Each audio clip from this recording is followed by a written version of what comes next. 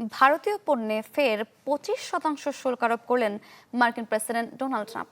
এ নিয়ে 2 দফায় দেশটির পণ্যের শুল্ক পৌঁছালো 50%। হোয়াইট হাউস বলছে রাশিয়ার কাছ থেকে তেল কেনায় এ জরিমানা।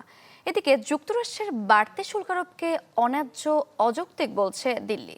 অভিযোগ, মস্কোর সাথে নিজেরা বাণিজ্য চালিয়ে গেলেও ভারতকে শুল্ক, নিষেধাজ্ঞা আর হুমকির মুখে ফেলছে যুক্তরাষ্ট্র ও ইইউ। আশ্বাস চৌধুরী জানাচ্ছেন বিস্তারিত।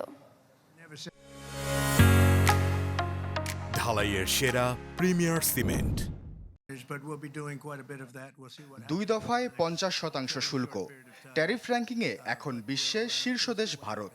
রাশিয়ার কাছ থেকে কম দামে তেল কেনাই যেন কাল হলো দেশটির। হোয়াইট হাউসের অভিযোগ, মস্কোর তেল কেনা অব্যাহত রেখে পুতিনের যুদ্ধযন্ত্রকে অর্থ যোগাচ্ছে ভারত। তবে এবারে মৌনতা ভেঙেছে দিল্লি। দেশটির পররাষ্ট্র মন্ত্রণালয় জানায়, যুক্তরাষ্ট্রের বাড়তি শুল্কারোপ অন্যায্য, অযৌক্তিক এবং অসঙ্গত। শুধুই কি যুক্তরাষ্ট্র? তেল কেনার অভিশাপে ইউরোপের গলার কাটাও যেন ভারত। এর আগে গেল জুলাইয়ে ভারতের বেসরকারি তেল শোধনাগার নায়ারা এনার্জির ওপর নিষেধাজ্ঞা দেয় ইউরোপীয় ইউনিয়ন। পাশাপাশি ভারতীয় পরিশোধিত তেলের আমদানিও বন্ধ করে তারা।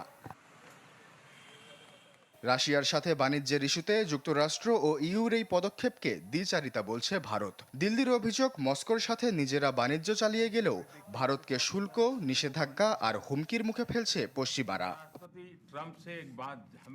ভারতের অভিযোগের প্রমাণ মিলে যুদ্ধ শুরুর পর রুশ রপ্তানির দিকে তাকালে। ফিনল্যান্ডের গবেষণা সংস্থা CRE এর তথ্য বলছে, যুদ্ধের মাঝেও 2024 সালে রাশিয়া থেকে 16.5 মিলিয়ন টন এলএনজি আমদানি করেছে ইউরোপের দেশগুলো, যা ভেঙেছে আগের সব আমদানির রেকর্ড। সংস্থাটি বলছে, যুদ্ধ শুরুর পর থেকে জ্বালানি রপ্তানি করে ইউ থেকে $212 বিলিয়ন বেশি আয় করেছে রাশিয়া।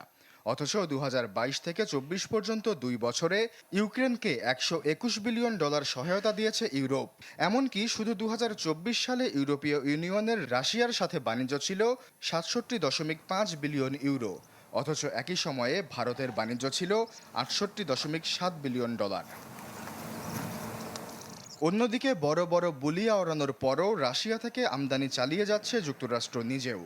2024 সালে মার্কিন রুশ বাণিজ্য ছিল $5.2 বিলিয়ন।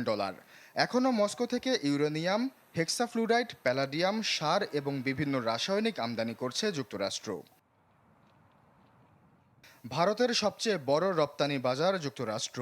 2024 সালে দেশটিতে ভারতের পণ্যের রপ্তানি ছিল $87 বিলিয়ন আর আমদানি ছিল মাত্র $41 বিলিয়ন, যার ফলে যুক্তরাষ্ট্রের ঘাটতি দাঁড়ায় $46 বিলিয়ন।